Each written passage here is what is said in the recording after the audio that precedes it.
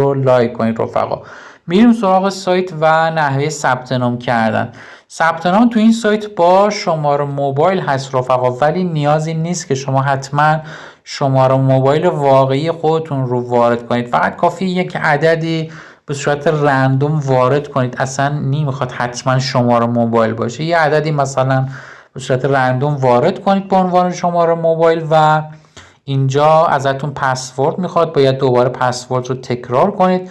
این قسمت کد دعوت هست و در نهایت روی ریجستر که بزنید ثبت نامتون انجام میشه و از قسمت بالا سمت راست هم میتونید اینجا بیایید و زبان سایت رو تغییر بدید. زبان اصلی سایت انگلیسی رفقا که زبانهایی که پشتیبانی میکنه رو اینجا نمایش میده.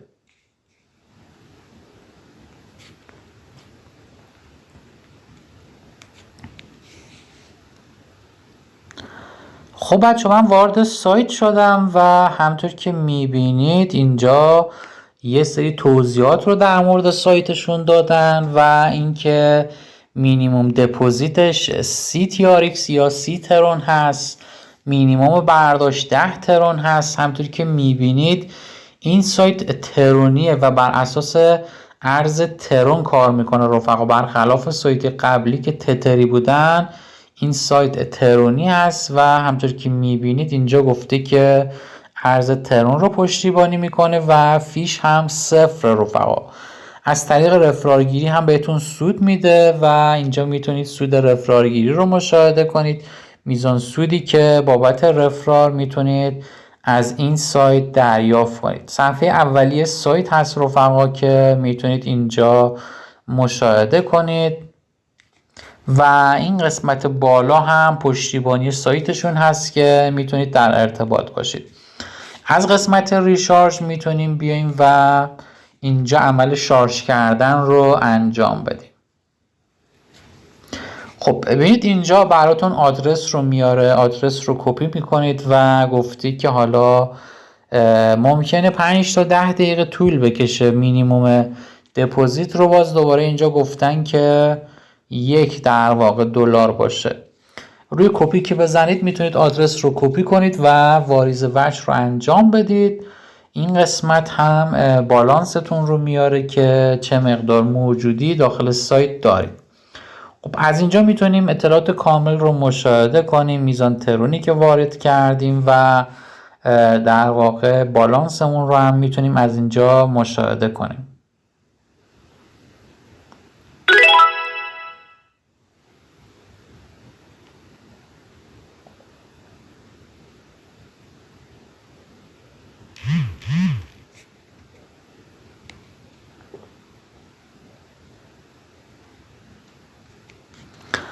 ببینید بچه اینجا کل اوردرها 6 تایه که خب ما یکی رو تکمیل کردیم و دوباره میتونیم روی این قسمت استارت کلیک کنیم.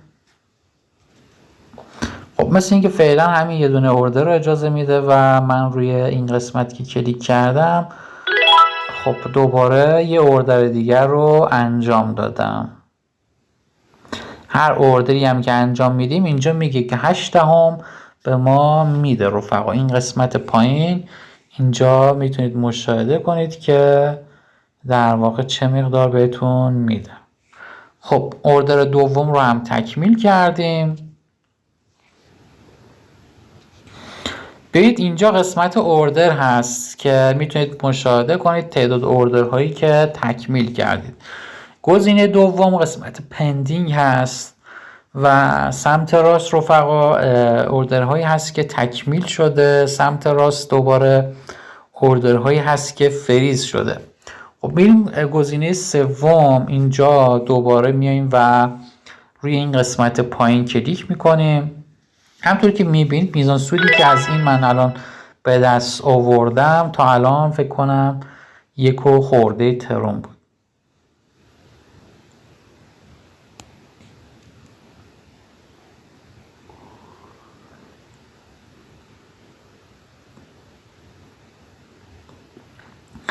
اوردر سوم انجام شد رفقا و همطور که میبینید مبلغ 2.5 ترون و تعداد اوردرهایی که اینجا انجام دادیم موجودی کلیمون رو هم اینجا نشون میده. دوباره روی این قسمت کلیک میکنیم.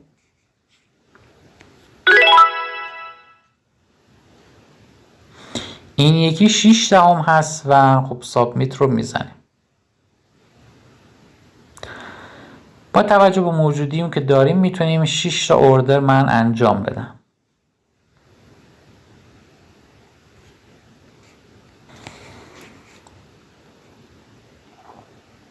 ببینید بچه اینجا بر من VIP 1 و من الان 6 تا اوردرم رو انجام دادم. VIP 1 رو میتونید اینجا مشاهده کنید. VIP 1 همونطور که میبینید 6 تا اوردره.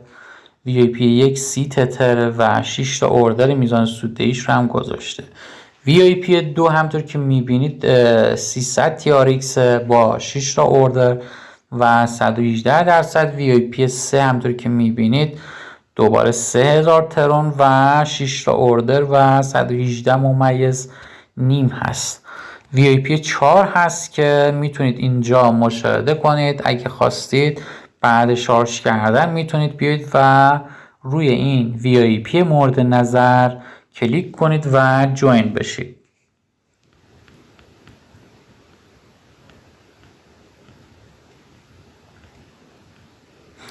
VIP 0 هست که خب نیازی به ترون نداره و رایگان. VIP 1 هست که ما جوین هستیم و این رو دریافت کردیم. VIP دیگه هم اگه خواستید جوین بشید اینجا روی جوین میزنید. این صفحه براتون میاد رفقا و میزان در واقع ترونی که میگه باید واریز کنید تا بتونید در واقع اینجا شما بتونید این VIP رو دریافت کنید.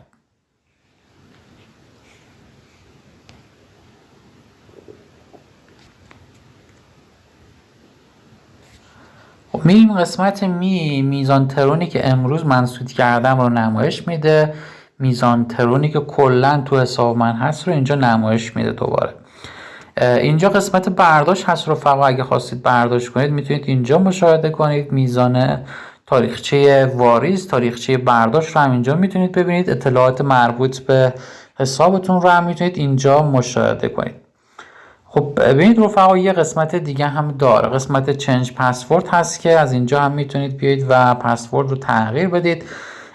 برای رفرارگیری هم از صفحه اصلی و از این قسمت میتونید عمل رفرارگیری رو انجام بدید و همطور که میبینید برای VIP 1 همطور که میبینید میزان سوددهی رو نمایش دادم و کد دعوت رو اینجا میتونید ببینید. این کد رو کپی کنید و برای دوستانتون بفرستید. عذر میخوام برای ما تو قسمت نظرات بفرستید تا تو لیست در واقع هدیه قرار بگیرید. میریم قسمت برداشت.